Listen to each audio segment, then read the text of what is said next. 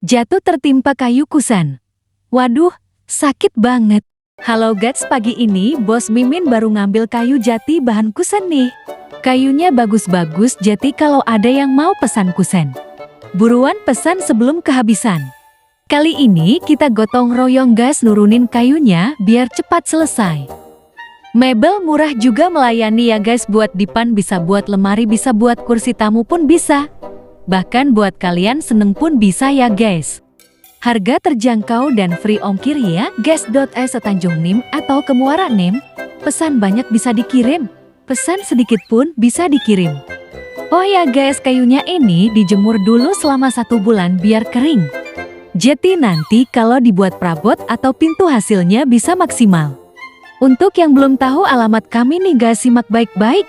Alamat kantor kami ada di depan kantor Camat Lawang Kidul, Keban Agung. Oke guys, terima kasih.